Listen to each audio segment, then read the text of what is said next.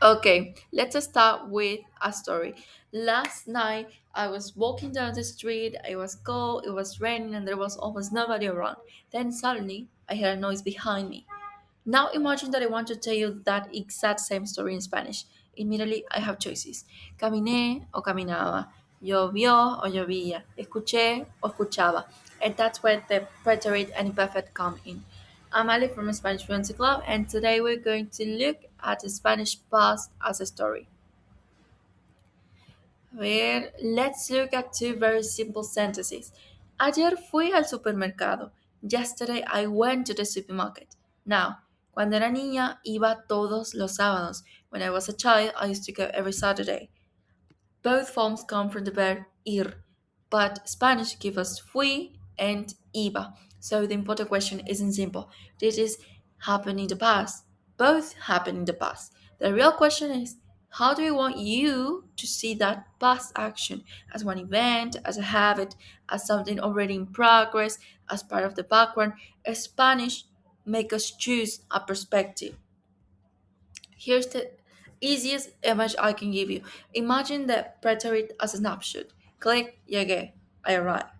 Click, abrí la puerta, I opened the door. Click, vi a María, I saw María. We see each action as an event. Now imagine that instead of taking pictures, we start recording a movie.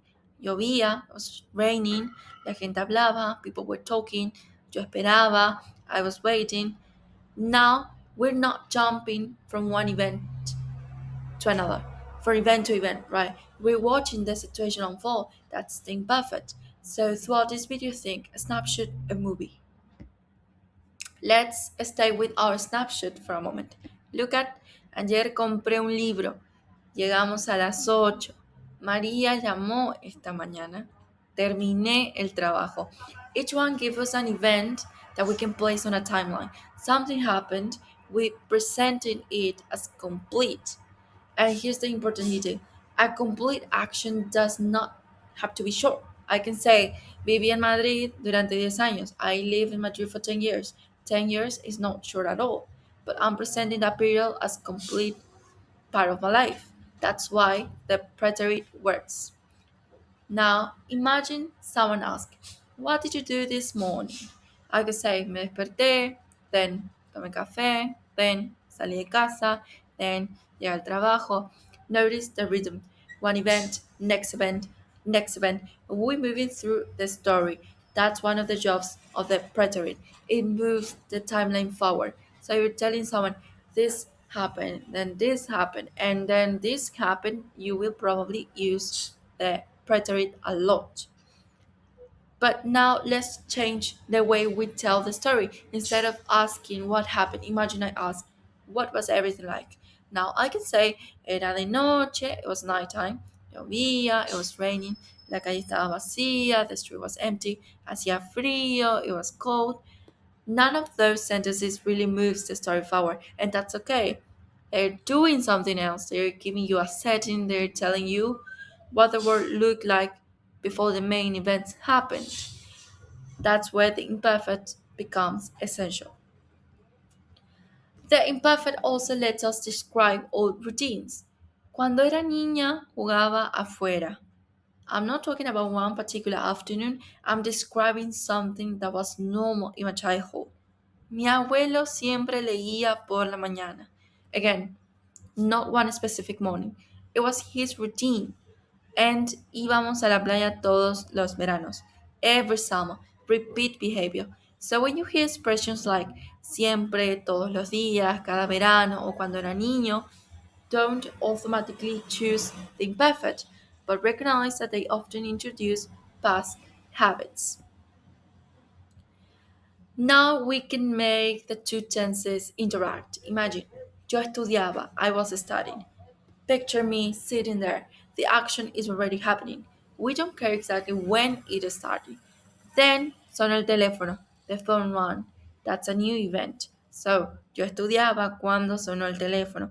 The first verb gives us the ongoing situation, estudiaba, and the second one enters the story as an event, sonó.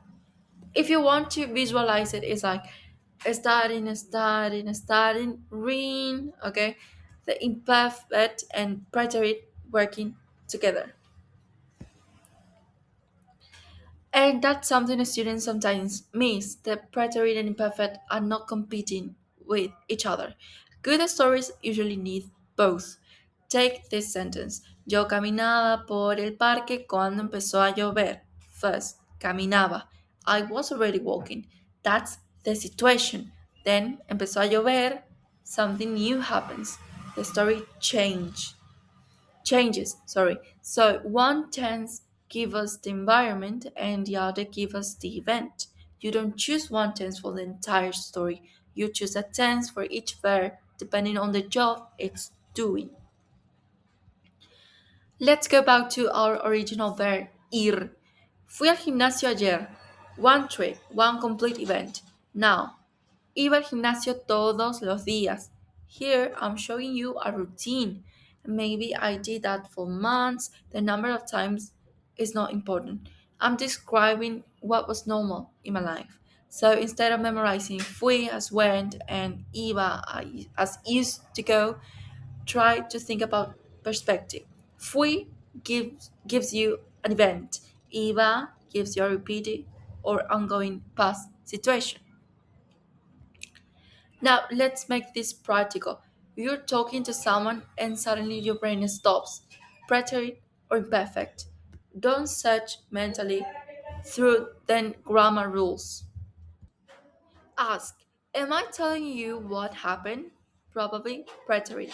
Am I moving from one event to another? Probably preterite. Am I describing what things were like? Probably imperfect. Am I talking about a regular past habit? Probably imperfect. Was something already happening when another event occurred? The ongoing situation will often be imperfect, the new event will often be preterite. Think less about translation, think more about what you want the listener, to picture. Now let's return to our story. Here's a story challenge.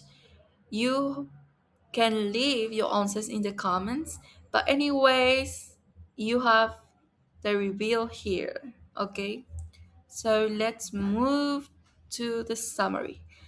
If you forget every individual rule after this video, remember this. When you talk about the past in Spanish, you're also choosing a point of view. The preterite answers what happened. It gives us events, the imperfect answers. What was happening? What was it like? What is to happen?